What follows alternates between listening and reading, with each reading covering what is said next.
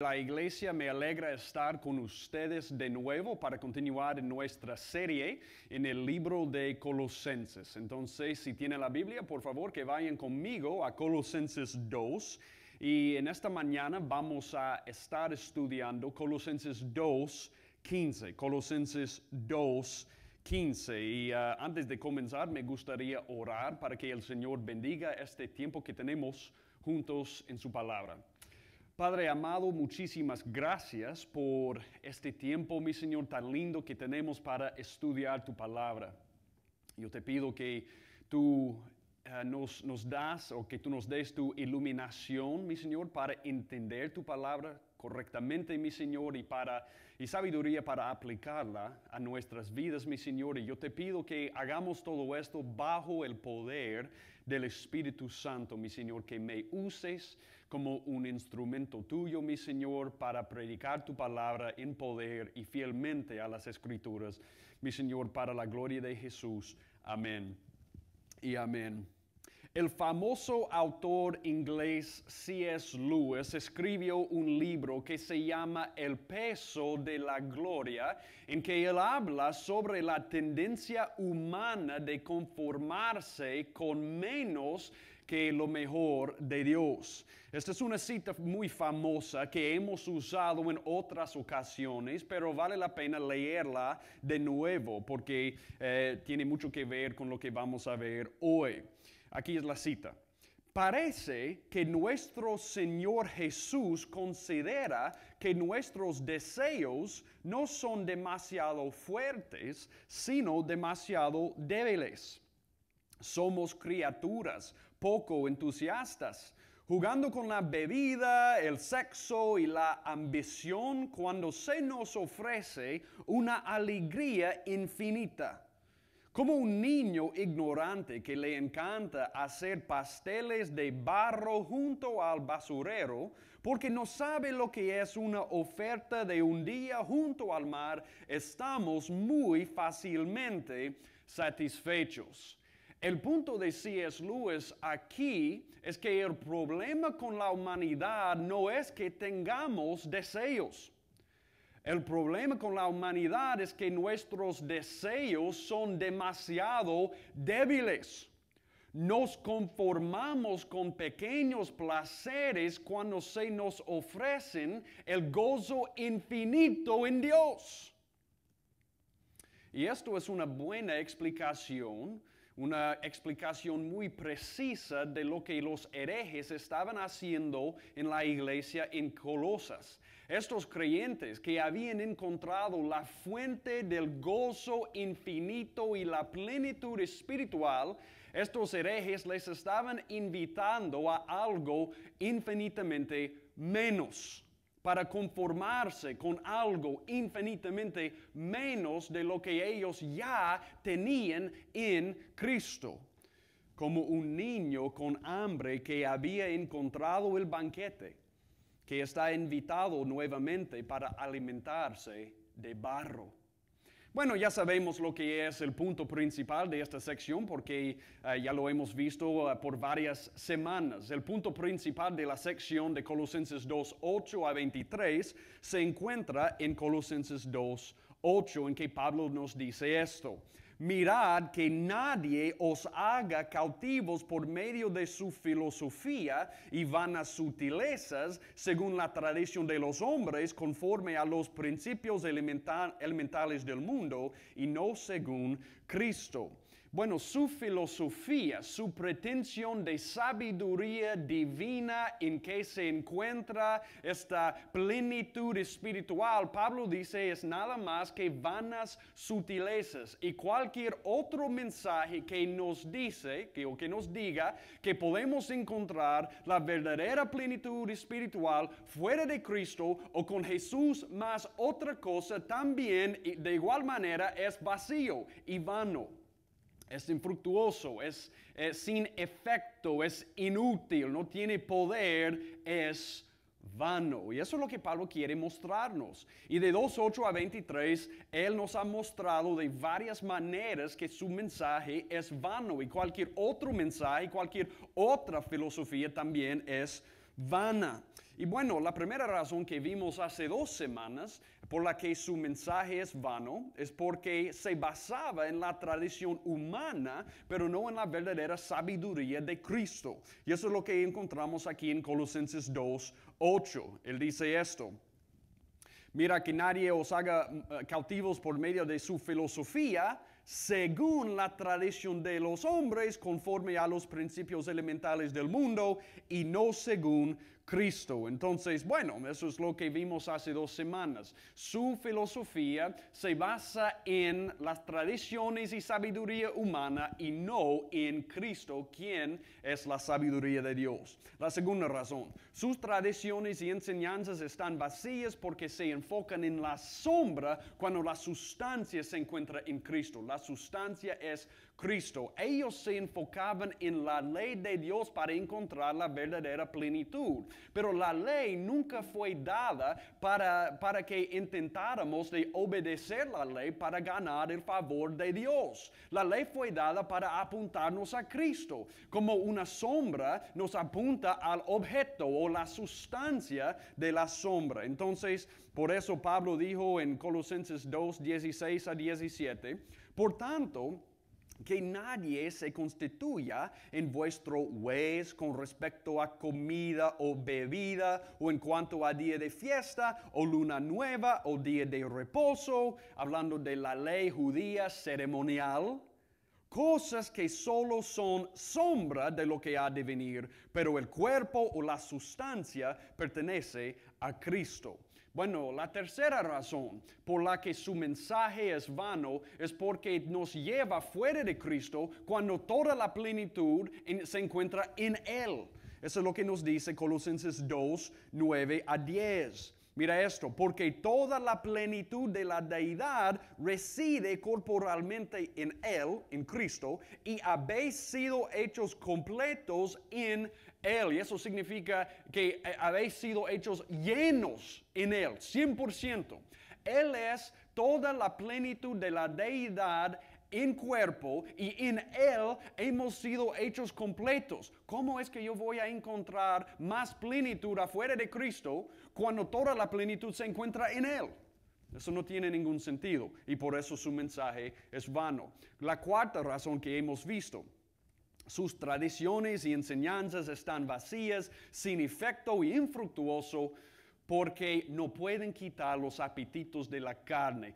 Estos herejes les habían enseñado a estos creyentes que al practicar el ascetismo, el duro trato del cuerpo, de no tocar ciertas cosas, de no manejar ciertas cosas, de no gustarse de ciertas cosas, de vivir como un monje, ellos pudieran escapar o podían escapar de los apetitos de la carne. Pablo dice, no funciona de esa manera. Solo la circuncisión del corazón al morir con Cristo puede quitar los apetitos de la carne y nada más. Y por eso Él nos dice en Colosenses 2:23, tales cosas tienen a la verdad cierta reputación de sabiduría, en culto voluntario, en humildad y en duro trato del cuerpo, pero no tienen valor alguno contra los apetitos de la carne. Bueno, eso es lo que hemos visto hasta ahora. Y hoy yo quiero que nos profundicemos en la quinta razón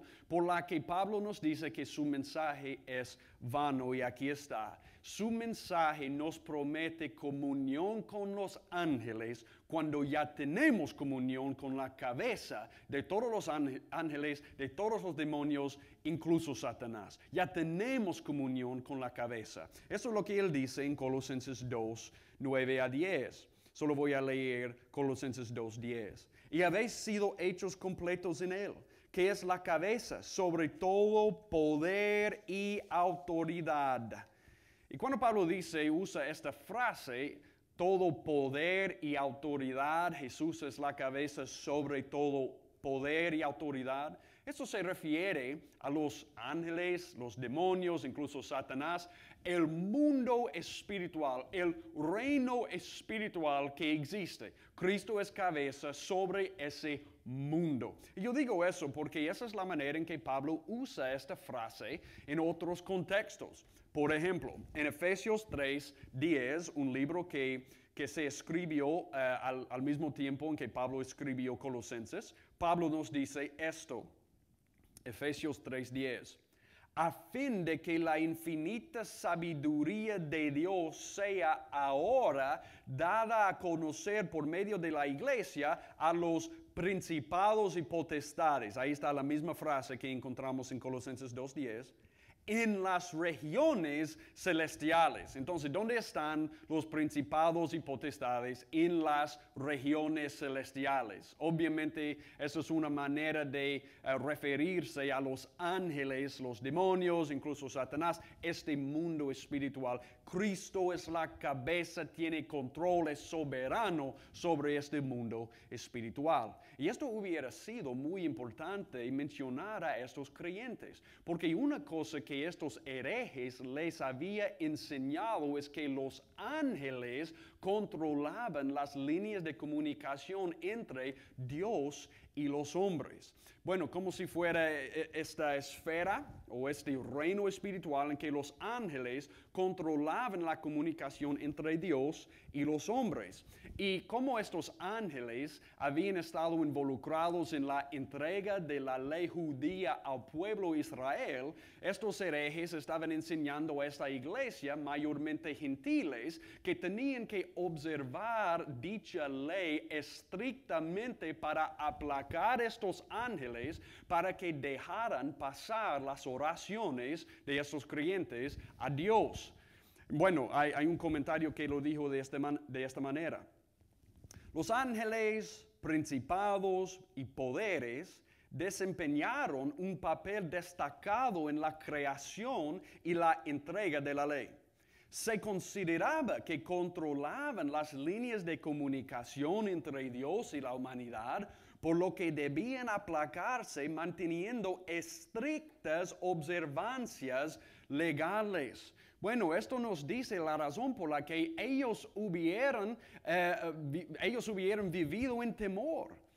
De pensar, bueno, hemos obedecido esta ley suficientemente para aplacar tal ángel, para que este ángel dejara pasar mis oraciones a Dios. Ellos hubieran vivido en temor, un miedo servil en lugar de la libertad que Cristo compró por ellos al creer ese mensaje, que los ángeles controlaban las líneas de comunicación. Pero honestamente, esto puede parecer un poco raro, pero esto es un elemento dominante en la mayoría de las falsas religiones hoy día en el mundo. Hay un elemento dominante en la mayoría de las falsas religiones de los espíritus que uno tiene que aplacar al observar estrictamente un rito o tradición o una regla para aplacar tal espíritu para que todo le vaya bien en la vida. Esto es un elemento dominante, esto es un rasgo prominente de muchas religiones falsas en el mundo de hoy. Y bueno, por eso hay un autor que estaba escribiendo sobre la falsa religión y él dijo esto. El hombre, incluso en el mundo espiritual de las religiones animistas, y eso es una religión que se enfoca mucho en los espíritus, manipula a los espíritus ahora, apaciguándolos, invocando sus poderes para beneficio del hombre y luego aplacándolos con ofrendas hechas por el hombre. Y esto de nuevo es un elemento dominante, prominente en muchas falsas religiones hoy día en todos. Y esa es la importancia de lo que estamos viendo hoy, porque lo que Pablo quiere que veamos es que Cristo es preeminente, Él es soberano, Él es supremo sobre todo ese mundo. Por eso Pablo nos dice en Colosenses 1:18, Él también la cabeza del cuerpo que es la iglesia, o Él es también la cabeza del cuerpo que es la iglesia, y Él es principio, el primogénito de entre los muertos, a fin de que Él tenga, mire esto, en todo la primacía, para que Él tenga en todo la primacía, la supremacía, la preeminencia. Él es soberano, supremo en todo, incluso este mundo espiritual. Y Pablo quiere que veamos esto. Cualquier autoridad que cualquier ángel o cualquier demonio, incluso Satanás, tenga, se les otorgó por Jesús, porque Él tiene toda la autoridad en todo el universo.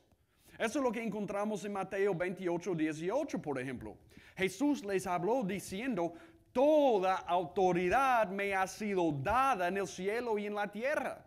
Si un ángel tiene un poder o autoridad, si un demonio tiene poder o autoridad en cierta ocasión, o cualquier poder que Satanás tenga, ha recibido de Jesús por sus propósitos para Él, porque Él tiene toda la autoridad en todo el universo. Y Él hace todo lo que hace para el bien de los que le aman. Entonces eso es lo que vamos a ver hoy. Y si Jesús tiene toda la autoridad sobre este mundo espiritual, las implicaciones para nuestras vidas son enormes. Son enormes. Entonces, ¿cómo es que Jesús tiene toda la autoridad? ¿Cómo es que Él es soberano y supremo y preeminente sobre todo el mundo de los ángeles, todo el mundo de los demonios y Satanás? ¿Y cómo es que Él controla todo para sus propósitos y para nuestro beneficio? Bueno, eso es lo que yo quiero que veamos hoy. Entonces yo tengo dos encabezados principales que yo quiero que veamos, y yo tengo tres implicaciones de lo que vamos a ver. Dos encabezados principales, tres implicaciones. Primero, Jesús es supremo sobre todo el mundo, el reino espiritual a través de la creación. Déjeme decir eso muy claramente. Jesús es supremo, Él es la cabeza sobre todo poder y autoridad sobre cada ángel y sobre cada demonio, porque Él los creó. A través de la creación, Él los creó. Y eso no pudiera ser más claro que lo que encontramos en Colosenses 1:16, por ejemplo.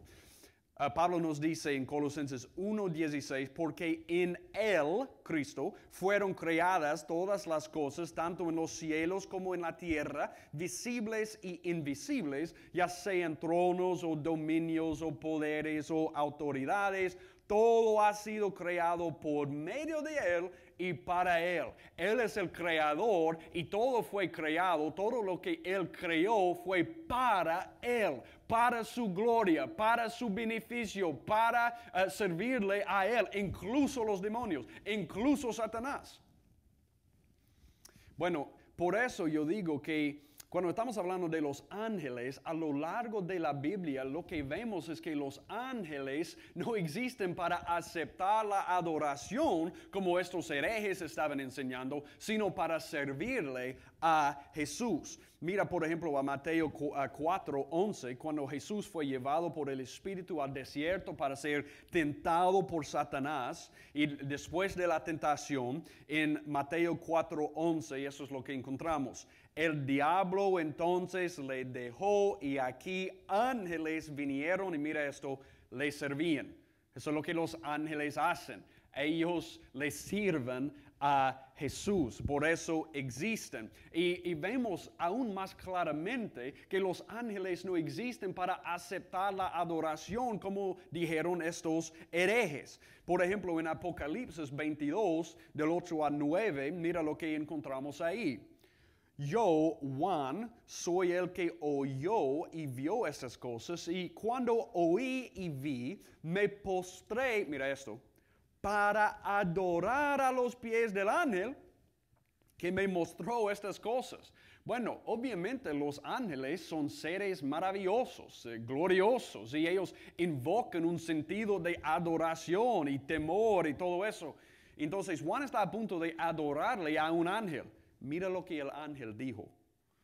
Y me dijo, no hagas eso. Yo soy consiervo tuyo y de tus hermanos los profetas y de los que guardan las palabras de este libro. Mira esto, adora a Dios. Yo creo que los ángeles, cuando estos herejes les enseñaban a esos creyentes que deben adorarles a los verdaderos ángeles en el cielo estaban diciendo, no lo hagan. Adoran a Dios. Bueno, no somos objetos de adoración, somos siervos nada más. porque Jesús es soberano sobre los ángeles, sobre el mundo de los ángeles. Pero ¿qué tal su soberanía sobre Satanás y los demonios? Yo quiero decirles algo muy importante y tenemos que recordar eso. Jesús es soberano sobre cada actividad de Satanás y sus demonios, tan soberano que Satanás tiene que pedirle permiso para afligir cualquier de sus hijos. ¿No es increíble eso? Eso es lo que encontramos, por ejemplo, en el libro de Job. Eso nunca es más claro que en el libro de Job, cuando Satanás se le apareció a Dios en frente del ejército de los ángeles para pedirle permiso para afligirle a Job. Eso es increíble. Por ejemplo, en Job 1:12, entonces el Señor dijo a Satanás: he aquí, todo lo que tiene está en tu poder. Bueno, ese es el poder que Dios controla, porque Él tiene todo el poder. Pero no extiendas tu mano sobre él. Y Satanás salió de la presencia del Señor. Dios puede poner un límite en el poder de Satanás, porque al final de cuentas Dios controla su poder. Y Satanás tiene que pedirle permiso para hacer cualquier cosa a nosotros como hijos de Dios por la fe en Cristo. ¡Wow! ¡Qué increíble! Y lo que es más increíble es lo que vemos cuando Job habla de su propio sufrimiento. Mira lo que Job 42:11 nos dice. Job 42:11. Entonces todos sus hermanos y todas sus hermanas lo consolaron por todo el mal que, mira esto, el Señor había traído sobre él. A pesar del hecho que fue Satanás que lo afligió, todo el sufrimiento en última instancia vino de Dios. ¿De quién vino el sufrimiento de Job? De Dios. Y Satanás lo hizo para el mal, pero Dios lo encaminó para bien en la vida de Job, y siempre es así. Satanás tiene que pedirle permiso de Dios para afligirnos, pero al fin del día, todo lo que Satanás hace, Dios ordena para nuestro bien. ¡Wow! ¡Qué confianza eso nos da! Él es tan soberano como creador que incluso el sufrimiento con el cual Satanás nos inflige o con que nos aflige, es en última instancia de Dios. Satanás lo hace para el mal, pero como Génesis 50:12 nos dice, o 50:20, perdón, Dios lo encamina para bien, como vemos en la vida de José. Y esto nunca es más claro que en la cruz. Y esto me lleva a mi segundo encabezado. Jesús es soberano a través de la creación, pero Jesús es soberano a través de la cruz sobre el mundo espiritual. Y eso no pudiera ser más claro. El hecho de que Dios lo encamina todo para el bien, incluso todo lo que Satanás hace, nunca fue más evidente que en la cruz. Porque si hubo un momento en que parecía que Dios había perdido el control y Satanás había ganado, bueno, fue la cruz. Obviamente. Porque todo el mundo estaba mirando a la cruz como una derrota total de Jesús, un fracaso. ¡Wow! Él murió en la cruz. ¿Qué Mesías muere en la cruz? Y eso fue la actitud también de sus propios discípulos. Ustedes recuerdan en Lucas 24 cuando los dos estaban regresando, volviendo a Emaús en el camino, y Jesús se les apareció y estaba hablando con ellos sobre la crucifixión. Y mira lo que ellos dijeron. En Lucas 24:21 dice: pero nosotros esperábamos que Él era que había de redimir a Israel. Esperábamos, no esperamos, esperábamos, porque hemos perdido la esperanza. Eso fue la actitud de todos. Pero ahora yo quiero que ustedes vean lo que Pedro dijo en el día de Pentecostés, ahí en Hechos 2, hablando de la misma crucifixión de Jesús. Yo quiero que ustedes vean lo que él dijo ahí. Hechos 2, 22 a 23, él dijo esto: varones israelitas, oíd estas palabras. Jesús Nazareno, varón aprobado por Dios entre vosotros con las maravillas y prodigios y señales que Dios hizo entre vosotros por medio de él, como vosotros mismos sabéis, a este entregado por el determinado consejo y anticipado conocimiento de Dios, prendisteis y matasteis por manos de inicuos crucificándole. Él dice, ustedes hicieron conforme con sus propios planes, pero sin saberlo, inconscientemente, ustedes estaban cumpliendo con el plan de Dios. ¿Por quién puso a Jesús en la cruz en última instancia? No los romanos, no los judíos, ni Satanás, fue Dios. Porque Él es soberano sobre todo lo que pasa, incluso el sufrimiento de Jesús.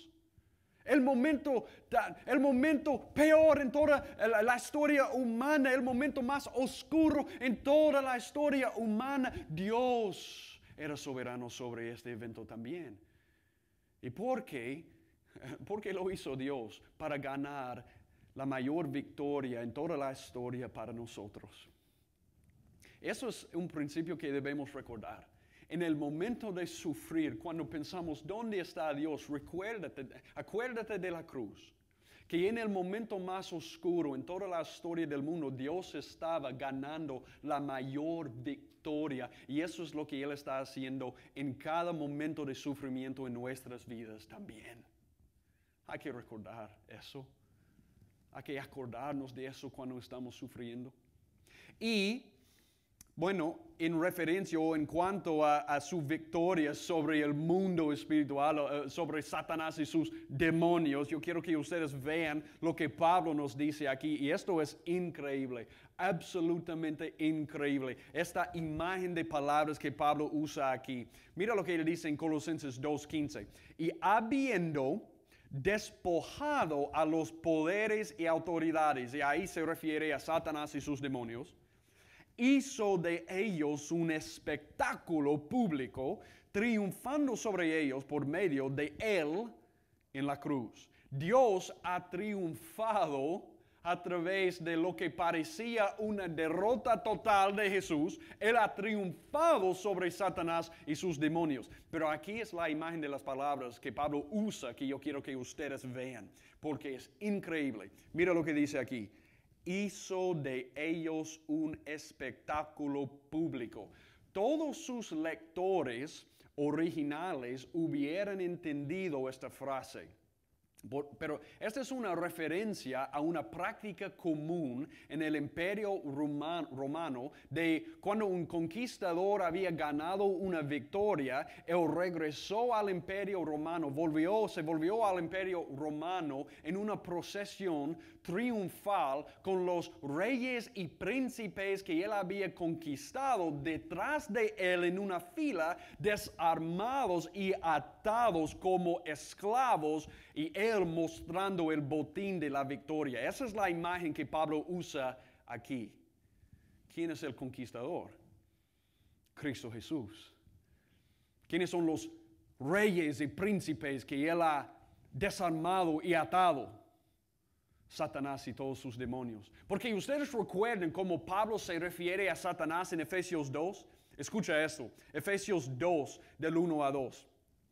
Y Él os dio vida a vosotros que estabais muertos en vuestros delitos y pecados, en los cuales anduvisteis en otro tiempo según la corriente de este mundo. Mira esto, conforme al príncipe de la potestad del aire. ¿Quién es eso? Satanás. El príncipe, bueno, hay que recordar esto, príncipe de la potestad del aire. Importante. El espíritu que ahora opera en los hijos de desobediencia. Cuando antes de ser cristianos, antes de recibirle a Cristo como nuestro tesoro y Salvador y Señor, Satanás operaba en nosotros como el príncipe de la potestad del aire. Pero ahora yo quiero que ustedes vean lo que Pablo nos dice en Efesios 4:8. Esto es increíble y es relacionado a lo que hemos visto en Colosenses 2:15. Mira esto, Efesios 4:11. Por tanto dice, subiendo a lo alto. Esa es una referencia a la ascensión de Jesús. Él ascendió a lo alto, llevó cautiva la cautividad. Otra versión, la Biblia de las Américas dice, llevó cautivo los cautivos. Entonces, ¿a qué se refiere? Acuérdense de eso. El reino de Satanás, él es el príncipe de la potestad del aire. Cuando Jesús resucitó de entre los muertos y ascendió a su Padre, Él ascendió directamente a través del reino de Satanás en el aire, y Él llevó cautivos Satanás y sus demonios desarmados y atados, porque Él había quitado todo su poder y Él entró en el imperio del cielo y Él estaba mostrando el botín de la victoria. ¿Y qué es? Mira Efesios 4:8, y dio dones a los hombres. Eso se refiere al Espíritu Santo. Antes el espíritu de Satanás estaba operando en nosotros, pero ahora Jesús ha comprado a precio de su sangre la morada del Espíritu Santo en nosotros y los dones que Él nos da para edificar la iglesia. Y eso es lo que Jesús hizo cuando Él ascendió después de morir, después de vivir una vida de perfecta obediencia, después de resucitar de entre los muertos. Él ascendió como victoria, como un conquistador, entrando en el imperio del cielo, el imperio de Dios. ¡Wow! ¡Qué bueno esta imagen de palabras! Y por eso Juan nos dice en 1 de Juan 3:8 que Jesús vino para destruir las obras del diablo. Juan 12:31, en la noche antes de ser crucificado, Jesús dijo esto: ahora es el juicio de este mundo, ahora el príncipe de este mundo será echado fuera. Él ha aplastado la cabeza de Satanás a través de la muerte en la cruz, como Dios profetizó en Génesis 3:15, y ahora por la cruz, después de aplastar la cabeza de Satanás, Él es la cabeza de todo poder y autoridad. Él tiene el control. Entonces Jesús es soberano sobre el mundo espiritual, sobre ángeles, sobre demonios y Satanás a través de la creación y a través de la cruz. Entonces, ¿cuáles son las implicaciones para nuestras vidas si estamos en Cristo? Si somos cristianos, si le seguimos a Cristo, ¿cuáles son las implicaciones para nosotros? Aquí son las implicaciones. Como un cristiano, ningún ángel o demonio tiene control de tu vida o tu conexión con Dios. Ningún ángel controla tu conexión con Dios. Ningún ángel controla las líneas de comunicación con Dios. ¿Por qué? Porque solo hay un mediador entre Dios y los hombres, Jesucristo, hombre. Él ha abierto el paraíso a nosotros. Y no hay un ángel controlando esa línea de comunicación. Cristo es nuestro mediador para siempre. Y cualquier cosa, hablando de Satanás y sus demonios, cualquier cosa que Satanás o cualquiera de sus demonios hagan contra ti, está totalmente bajo el control de Dios y para sus propósitos. ¿Oyeron eso? Eso es muy importante. Todas las cosas que Él quiere hacer contra nosotros están bajo el control de Dios. Yo digo eso por causa de lo que encontramos, por ejemplo, en la segunda carta a los Corintios 12, en que Pablo nos cuenta sobre su aguijón. Yo quiero que ustedes vean esto. Segunda carta a los Corintios 12, 7-9. Mira esto. Y para la grandeza de las revelaciones no me exaltase desmedidamente, me fue dado un aguijón en mi carne. Mira esto, un mensajero de Satanás que me abofetee, para que no me enaltezca sobremanera. Respecto a lo cual 3 veces he rogado al Señor que lo quite de mí, y me ha dicho: bástate mi gracia, porque mi poder se perfecciona en la debilidad. Satanás lo hizo para mal. Él quiso afligir a Pablo con este aguijón, pero Dios lo usó a Satanás como un lacayo, como un perro atado para cumplir con sus propósitos, para mostrarle a Pablo que su poder se perfecciona en la debilidad. Increíble, ¿no? Increíble. Entonces, por eso, debido a que Jesús es supremo sobre todo poder y autoridad, confiamos en esto. 1 de Juan 4:4. Hijitos, vosotros sois de Dios y los habéis vencido, porque mayor es el que está en vosotros que el que está en el mundo. El que mora en nosotros es mayor que el que está en el mundo, más grande, más poderoso. Y hay que recordar eso. Y por causa de eso, aquí es la segunda implicación. No vivimos en un miedo servil. No vivimos en temor como cristianos. Nuestro acceso ha sido obtenido por Jesús para siempre a Dios. No vamos a confiar en nadie que nos dice o que nos diga que podemos obtener por nuestros propios méritos, por nuestros propios esfuerzos el acceso a Dios. No, confiamos en el Evangelio. Y lo que el Evangelio nos dice es que Jesús ha abierto a nosotros el paraíso 100% todo el tiempo, para siempre. Eso es lo que Hebreos 4:15-16 nos dice. Porque no tenemos un sumo sacerdote que no pueda compadecerse de nuestras debilidades, sino uno que fue tentado en todo según nuestra semejanza, pero sin pecado. Acerquémonos pues confiadamente al trono de la gracia para alcanzar misericordia y hallar gracia para el oportuno socorro. Él dice, hay que acercarse. Porque Jesús ha abierto el trono para siempre. Él ha partido el velo con su muerte. Y ahora el trono de la gracia está abierto siempre a los que están en Cristo. Bueno, no podemos perder ese acceso. Porque no depende de nuestra obediencia. Depende de nuestra fe en su obediencia. Y eso cambia todo. Y por eso no vamos a vivir en miedo de ofender a un ángel. No, nuestro acceso es seguro para siempre en Cristo. Y tampoco vamos a tener miedo de lo que Satanás puede hacernos, porque Él es como un perro sin dientes, sin colmillos, porque Jesús ha quitado su poder. Hebreos 2:14 nos dice esto. Así que por cuanto los hijos participaron de carne y sangre, Él también participó de lo mismo para destruir por medio de la muerte al que tenía el imperio de la muerte, esto es, el diablo. No vamos a vivir en temor. No vamos a vivir en temor, porque eso es lo que sabemos con certeza. No hay nada en este mundo, ni en el mundo espiritual, ni en todo el universo, ni en nosotros, que puede separarnos del amor de Dios en Cristo Jesús. Y por eso Pablo dice eso en Romanos 8:38-39. Mira esto. Por lo cual estoy seguro de que ni la muerte, ni la vida, mira esta parte, ni ángeles, ni principados, ni potestades, eso es decir, ni ángeles, ni los demonios, ni Satanás, ni el mundo espiritual, ni nada, ni lo presente, ni lo porvenir, ni lo alto, ni lo profundo, ni ninguna otra cosa creada nos podrá separar del amor de Dios que es en Cristo Jesús, Señor nuestro. Nada puede separarnos de su amor, nada. La tercera implicación es esta. Como cristianos hemos encontrado la plenitud.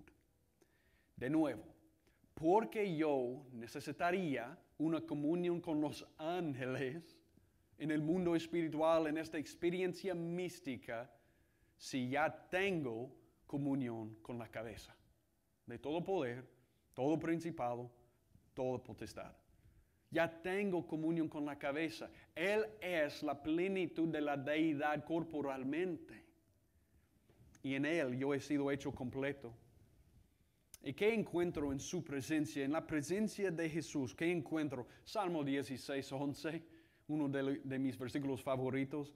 Me mostrarás la senda de la vida, en tu presencia hay plenitud de gozo, delicias a tu diestra para siempre. Eso es lo que encontramos ahí. ¿Podemos encontrar algo mejor? ¿Podemos encontrar algo mejor al obedecer la ley, practicar el ascetismo, hacer otra cosa? No, fuera de Cristo no hay nada mejor. Porque eso es toda la plenitud y gozo para siempre a su diestra. No hay nada mejor. No hay nada mejor. Y aquí la parte, y yo quiero terminar con esto, hemos sido hechos completos en Él. Hemos sido hechos completos en Él. Eso significa totalmente llenos. Tú dices, ¿por qué es esto importante? Aquí la importancia. Porque el mundo, incluso tu propia alma, te pueden decir, tú tienes que llegar a ser algo en este mundo para estar completo, para estar lleno.